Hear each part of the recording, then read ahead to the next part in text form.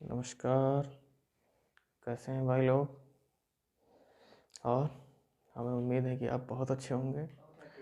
और ये आप सिंधु घाटी सभ्यता का पार्ट 2 मैं आज डालने जा रहा हूँ। और ये हमको बताइएगा कि गलती कहाँ से हो रही है। और आप हमारे चैनल पे पढ़िए, केवल देखिए, चूँकि नोट्स वगैरह तो आप लोगों ने तैयार कर लिए होंगे। हमें बिल्कुल भली भांति उम्मीद है कि आप लोगों के पास नोट्स वगैरह होंगी, बुक्स वगैरह अच्छी अच्छी होंगी। तो केवल हमारे चैनल पे आप देखिए कोई चीज़ को, उसको एक बार आप पढ़ लीजिए, एक बार ही देखना है, आपके माइंड पे बिल्कुल मेकअप हो जाएगा। तो सिंध आप बहुत टाइम नहीं लेंगे आप लोगों का। तो सिंधु सभ्यता का पार्ट 2 मैं आज आपके सामने प्रस्तुत करने जा रहा हूँ। क्योंकि सिंधु सभ्यता के पार्ट 1 में आपने देखा, नटवर झा जी ने उसको पढ़ने का प्रयास किया, उसकी लिपि के बारे में हमने बताया। हमारे भारतीय थे नटवर झा, वडेन महोदय हमारे भारतीय नहीं थे, अंग्रेज थे, उन्होंने पढ़ने का प्रयास किया लेकिन वो लोग नहीं पढ़ पाए, तो असफल दोनों लोग रहे। 1826 उसके अतीत में आते हैं, सिंधु सभ्यता का अतीत। सिंधु सभ्यता का अतीत, सिंधु सभ्यता का अतीत। सिंधु सभ्यता के अतीत में आते हैं तो 1826 ईस्वी में, 1826 ईस्वी में जो है क्या हुआ, चार्ल्स मैसन एक व्यक्ति ने प्राचीन नगर, भारत में एक प्राचीनतम नगर है जिसका नाम हड़प्पा है। चार्ल्स मैसन एक व्यक्ति था, चार्ल्स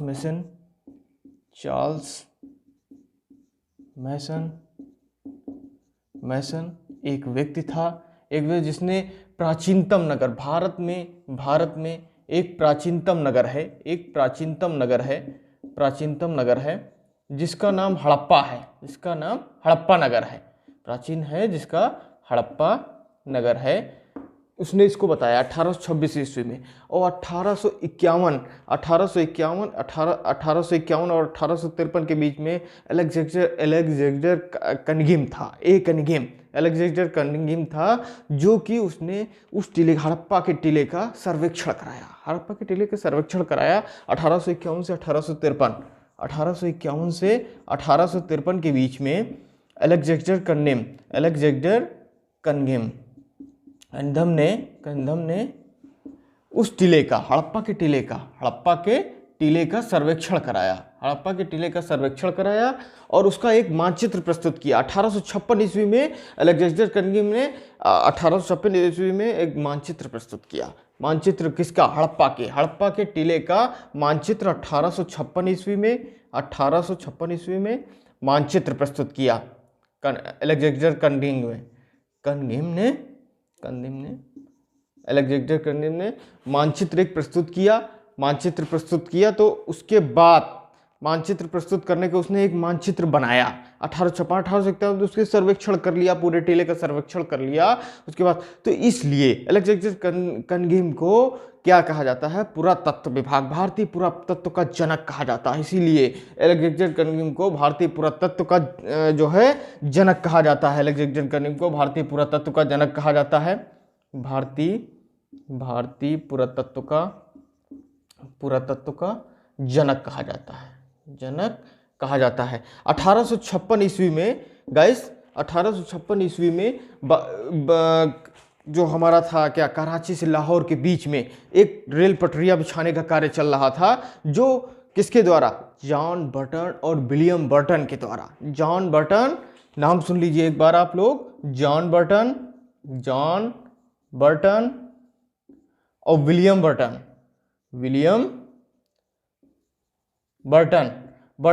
बर्टन के द्वारा इस एक जो है उसका रेल की पटरी का बिछाने का कार्य चल रहा था।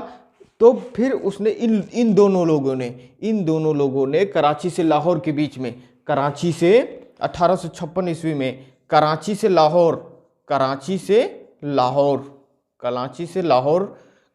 लाहौर के बीच में इन्होंने कार्य किए, बिछाने का कार्य किया। तो रेल की पटरियां वो बना ही रहे थे, तो उनको कुछ ईंटों की आवश्यकता पड़ी।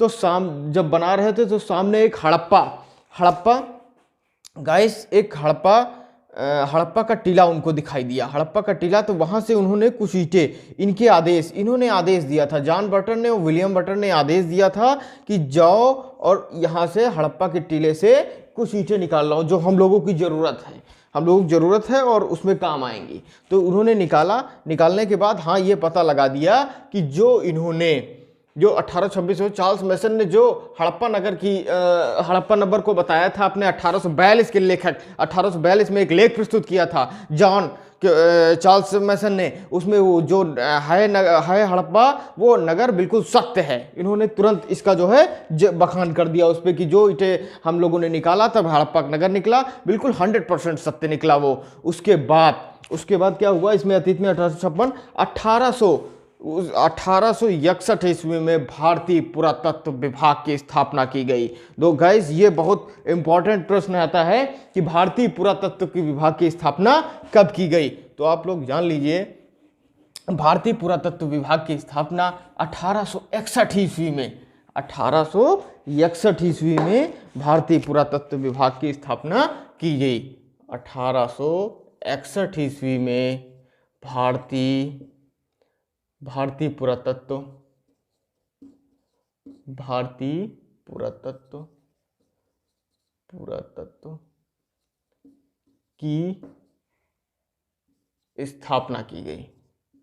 की स्थापना की गई।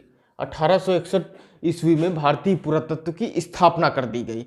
उसके बाद क्या हुआ कि 1861 ईस्वी के बाद 1800 हमारे जो और भी लोग थे जिन्हें भारतीय संविधान के बारे में ज्ञान था, तो 1861 ईस्वी में भारतीय पुरातत्व की स्थापना पर प्रश्न बनता है कि भारतीय पुरातत्व विभाग की स्थापना किस सन में की गई। तो गाइज आप लोग बिल्कुल हमारे चैनल से पढ़िए तो एकदम बताएंगे 1861 ईस्वी में भारतीय पुरातत्व की स्थापना कर दी गई। ये रहा। और उसके बाद आप आ जाइए फिर चार्ल्स जॉन मार्शल आया।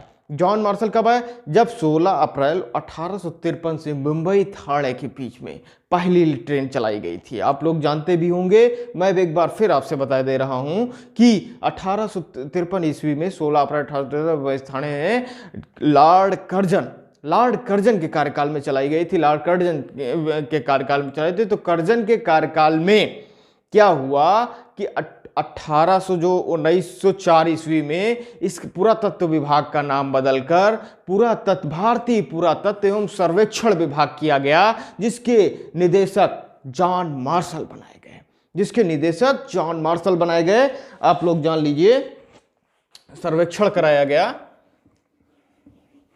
गाइस जॉन मार्शल बनाए गए।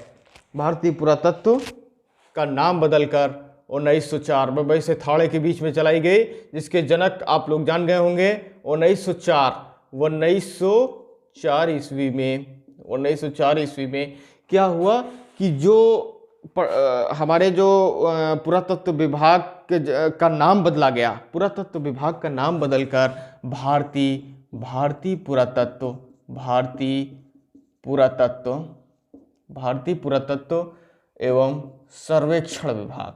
एवं सर्वेक्षण विभाग रखा गया। ठीक है, जिसके निदेशक जॉन मार्शल बनाया गया। जिसके निदेशक जॉन मार्शल जी बनाए गए। अब हुआ क्या गाइस कि जॉन मार्शल जब बना दिए गए तो जॉन मार्शल के निर्देश के क्रम में हमारे राय बहादुर शाहिनी जी थे। तो राय बहादुर शाहिनी, इनका हड़प्पा की खोज किसने की, प्रश्न आता है। तो हड़प्पा की खोज सन 1921 ईस्वी में राय बहादुर दयाराम शाहिनी जी ने की थी।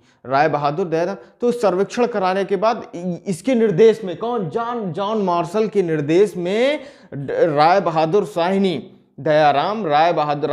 दयाराम शाहिनी, ठीक है, इसने जब निर्देश दिया तो राय बहादुर दयाराम शाहिनी ने 1921 ईस्वी में क्या किया कि उस हड़प्पा की खोज की। उसका जो भी था वो उत्खनन करवाने के बाद उसकी हड़प्पा की खोज की उसने। तो हड़प्पा की खोज राय बहादुर दयाराम शाहिनी के द्वारा की गई। राय बहादुर दयाराम साहनी के द्वारा की गई, दयाराम साहनी के द्वारा की गई सन 1921 में। अगर खोजकर्ता पूछे अगर जानकारी किसने दी, तो आप लोग हमने बता दिया है कि जानकारी किसने दी, मैसन साहब ने की। तो ये चीज आप लोगों को बिल्कुल दिमाग में आपके रखना है कि जो भी जानकारीकर्ता अलग हैं, खोजकर्ता अलग हैं हमारे। तो अब ये बिल्कुल भली भांति आप लोग जान गए होंगे। तो अब इसके बाद ये हमारा अतीत रहा। अतीत के बाद अगर हम निर्माणकर्ता में आएंगे, इसके निर्माणकर्ता में, तो हमारा जो निर्माणकर्ता हुआ, तो निर्माणकर्ता में क्या हुआ कि निर्माता में आप आएंगे, ये इसका अतीत रहा। अतीत के बाद फिर आप आएंगे निर्माणकर्ता में। निर्माणकर्ता में क्या हुआ गाइस कि जो निर्माणकर्ता में 4 प्रजातियां पाई गई हमारी। निर्माता में आएंगे तो 4 प्रजातियां पाई गई, और वो 4 प्रजातियां थी कौन कौन सी, आप लोग गाइस जान लीजिए 4 प्रजातियां। उसके बाद हम लोग विस्तार में आएंगे। इसका भारत, पाक और अफगान तक इसका विस्तार हुआ। उसके बाद हम लोग विस्तार में आएंगे, विस्तार की चर्चा करेंगे। पहले आप निर्माता की चर्चा कर लीजिए, निर्माता की जानकारी कर लीजिए। तो निर्माता की जानकारी में आप जान लीजिए गाइस कि जो जैसे आपका आ गया, इसका एक शॉर्ट ट्रिक मैं बता दूंगा आपसे कि इसको कैसे आप लोग याद करेंगे। इसकी जो निर्माता हुई कैसे इसको निर्माता में इसको कैसे, इसका नामकरण, हाँ नामकरण में भी आप लोग बता दें। पहले आप निर्माता के विषय में जान लीजिए, फिर नामकरण के विषय में मैं बताता हूं आपको। तो जो भी था निर्माता, हमारे निर्माता में क्या हुआ कि जो हमारे प्रभु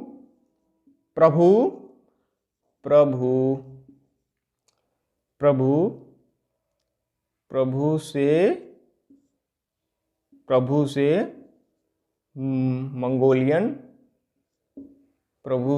मंगोलियन, इसका जो था प्रोटो ऑस्ट्रेलियाइड, सॉरी गाइस,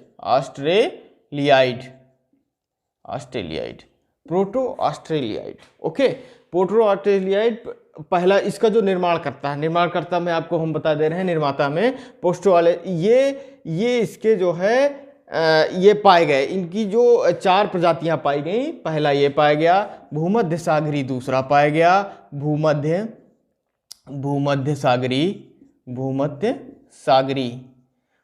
सागरी गाइस, दूसरा पाया गया। उसके बाद जो पाया गया हमारा मंगोलियन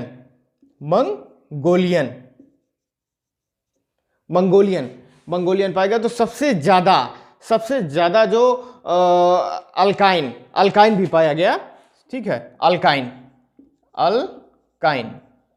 भी पाई गई। तो सबसे ज्यादा पर भूमध्य सागरी से हमको प्राप्त हुई, भूमध्य सागरी से प्राप्त हो गई, सबसे ज्यादा इसके प्राप्त हो गए, साक्ष्य सबसे ज्यादा प्राप्त हो गए। तो इसको निर्माणकर्ता भी माना जाता है। इसका नाम द्रविड़ भी रखा गया है, इसका नाम द्रविड़ गाइस, इसका नाम द्रविड़, भूमध्य सागर को ही द्रविड़ रखे। इसके साथ इसको इसमें बहुत ज्यादा साक्ष्य मिले, बहुत ज्यादा वार्ता में। तो अब ये जान लीजिए कि सिंधु घाटी की सभ्यता, नामकरण में अगर हम लोग आते हैं तो सिंधु घाटी की सभ्यता, जो जिसको कहा डॉक्टर रफीक मुगल जी ने सिंधु घाटी की सभ्यता कहा। और सिंधु घाटी का नाम किसने दिया, जॉन मार्शल जी ने दिया।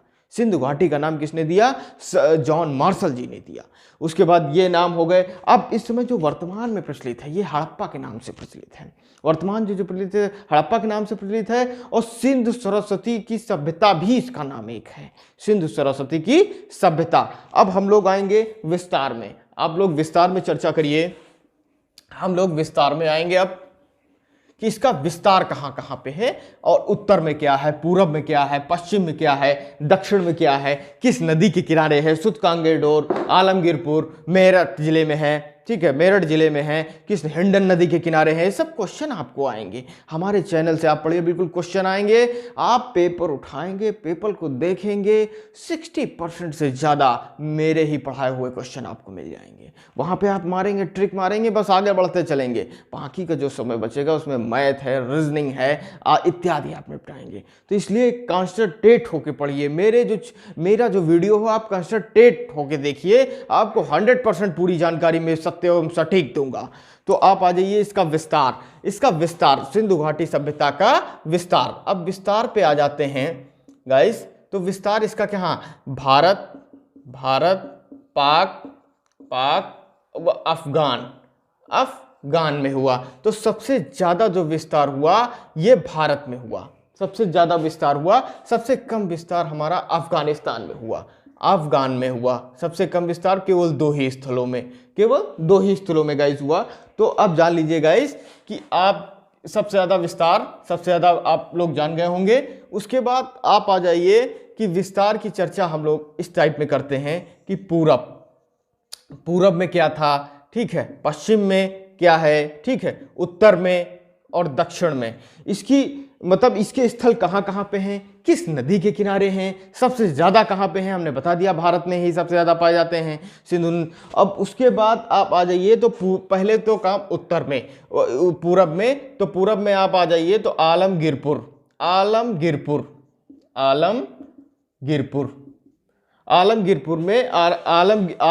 में क्या होता है, आलमगीरपुर में ये हिंडन नदी के किनारे है, उत्तर प्रदेश में गाइस, उत्तर प्रदेश में ये मेरठ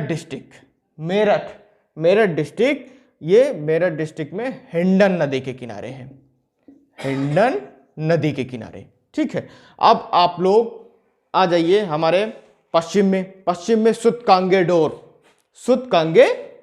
ठीक है। अब आ जाइए सुतकांगे डोर, ये दस्क नदी के किनारे है। कहाँ पे, बलूचिस्तान में है। बलूचिस्तान में जो है ये उसके नदी के किनारे है, दस्क नदी के किनारे है। और ये आ जाइए आप लोग जम्मू कश्मीर, ये अखनूर करके जिला है, जम्मू कश्मीर में अखनूर करके एक जिला है। वहां पे आपको चेनाब नदी के किनारे, मांडा बोलेंगे इसको, चेनाब नदी के किनारे। अब सुतकांगे डोर आप देख ही गए हैं, 10। और ये किसमें है, परगना घाट, ठीक है। उसके बाद ये कहाँ पड़ेगा आपका, उत्तर में। दक्षिण में जब हम लोग आएंगे तो दक्षिण में कौन सी हमारी नदी है, चेनाब के। अब आप हिंडन नदी देख लिए हैं, हिंडन नदी के बाद चेनाब नदी में मांडा घाट जम्मू कश्मीर में है, जम्मू कश्मीर। उसके बाद महाराष्ट्र, दयाबाद महाराष्ट्र में है, महाराष्ट्र।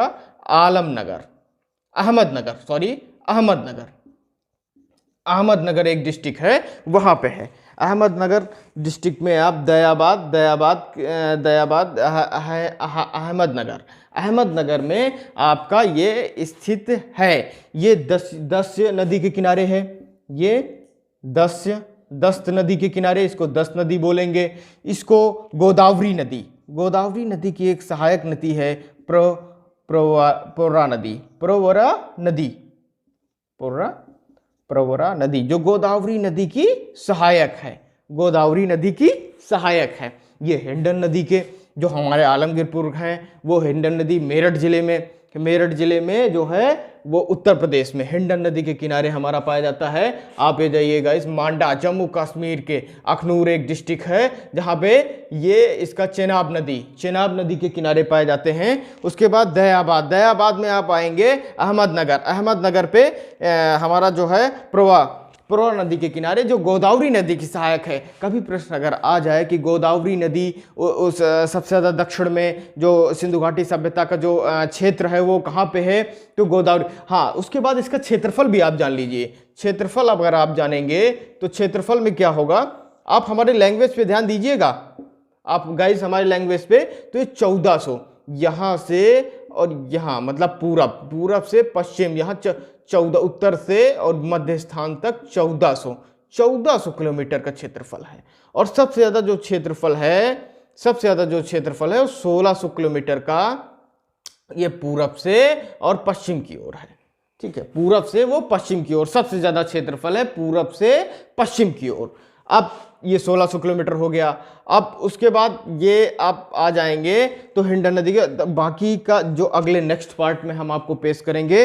जितनी भी जानकारी थी मैंने आपको सेकंड पार्ट में दी। बहुत ज़्यादा वीडियो बन जाएगा, ज़्यादा जानकारी देंगे आप लोगों को समझ में कम आएगा। थोड़ी जानकारी लो लेकिन अच्छी जानकारी लो, तो इसलिए गाइस लोग, आप लोग याद करके आइएगा। बिल्कुल हमारे आप यूट्यूब को देखिए, चैनल को देखिए, आपको ना समझ में आए तो आप हमको बताइएगा। बिल्कुल 100% आपको जानकारी बिल्कुल सत्य एवं सटीक देंगे। बाकी गाइस अपना ख्याल रखिएगा और जो है एकदम मेहनत कड़ाके के साथ आप मेहनत करिएगा। मेहनत में आपको रिजल्ट मिलेगा, रिजल्ट। आप बिल्कुल मेहनत करिए। उसके बाद मैं आप लोगों को एक चीज़ और बता रहा हूं कि इसका जो अगला पार्ट है मैं आगे पेश करूंगा आपको अगले नेक्स्ट लेक्चर पे, क्योंकि लेक्चर बहुत बड़ा हो जाएगा, फिर आप लोगों को जानकारी अधूरी हो जाएगी, कोई मतलब नहीं निकलेगा इसका। तो आप ये जान लीजिए गाइस। तो उसके बाद आप लोग, हाँ, आप ये इतना जोड़िए। देखिए आप चल रहे हैं, आपके पास मेरा चैनल है, आप केवल 2 लोगों को जोड़िए, 2 लोगों को जोड़िए अपने स्तर से, केवल 2 लोगों को सब्सक्राइब कराइए, पहला और दूसरा। और ये जान लीजिए जिसके पास भी ये चैनल जानकारी हो, पढ़ने में अच्छा लगे तो उसको अगले को, पढ़ाई वाले लड़के को आप बताइए, वो अगले 2 लड़के को जोड़ेगा, अगले 2 लड़के को जोड़ेगा। तो इसी हिसाब से एक लड़का, तो इससे पढ़ाई की एक्टिविटीज भी बढ़ेगी और मेहनती लड़के सफल भी होंगे 100%। हमारे चैनल से आप पढ़ के 100% सफल होंगे। एक बार में देखेंगे 100% आपका रिजल्ट घोषित हो जाएगा। केवल आप क्वेश्चन पेपर को पकड़िएगा और बिल्कुल माइंड में, कब अमित सर ने क्या पढ़ाया वही आ गया, देखिए मैंने मार दिया, वो बिल्कुल 100%। 60% क्वेश्चन तो आप हमारे ही चैनल से पढ़ के ही मार देंगे, इसमें कोई दो राय नहीं बच्चों। और 100% आपका हम रिजल्ट देंगे। पेट 22 नहीं, आप पेट 23 से वीडियो में जो बैठेंगे, वीडियो का हम रिजल्ट निकालेंगे। यूपीपीसीएस का जो होंगे, यूपीपीसीएस का रिजल्ट हम लोग देंगे। आप देखिए, केवल हमारे चैनल को आप जोड़िए। हर एक लड़का जिसके पास भी पहुंचे हमारा चैनल, वो प्रत्येक 2 लड़कों को जोड़िए, फिर वो लड़का फिर अगले 2 लड़कों को जोड़िए। देखिए बहुत बड़ा चैनल बन जाएगा, आप लोगों का चैनल हो जाएगा ये। आप लोगों का चैनल ऑलरेडी पहले से ही है। मैं 100% गारंटी लेता हूं, जितने लोग हमारे चैनल से पढ़ेंगे 100% उनका मैं रिजल्ट दूंगा। अभी आप पेट 22 में देख लीजिए कितने लोगों ने कोर्स बेचा, लेकिन रिजल्ट किसका आया? हम जैसे ग्रामीण क्षेत्र के लोगों का। हम लोगों ने मेहनत किया, रिजल्ट दिया, 99.99% लेके दिखा दिया। तो इस वजह से मेहनत करिए, मेहनत करिए। कोर्स तो बेचने वाले बेचेंगे, लेकिन जो मेहनती लोग हैं वो 100% घर में मेहनत करेंगे, वीडियो से हमारे देखेंगे, 100% उनको मैं रिजल्ट दूंगा, इसमें कोई दो राय नहीं बच्चों। अब आप लोग का समय बहुत ले लिया हमने। आप लोग हमारे केवल इसको पढ़िए, जो वीडियो हमने डाले हैं इसको पढ़िए, देखिए। 1 बार नहीं, 2 बार नहीं, 3 बार नहीं, आप देखिए, माइंड में रख जाएगा। आपको नोट्स बनाने की आवश्यकता नहीं पड़ेगी। आप 100% जैसे ही पेपर आया वैसे ही सॉल्व कर देंगे। ठीक है भाइयों बहनों, गाइस आप लोगों से मैं फिलहाल विराम लेता हूं और मैं नेक्स्ट लेक्चर में सिंधु घाटी सभ्यता का 3 पार्ट डालूंगा। उसके बाद सारे क्वेश्चन के हल करवाऊंगा। सिंधु घाटी सभ्यता से रिलेटेड सारे क्वेश्चन आपसे बता दूंगा, रिलेटेड कौन कौन से क्वेश्चन आ रहे हैं। ठीक है भाइयों।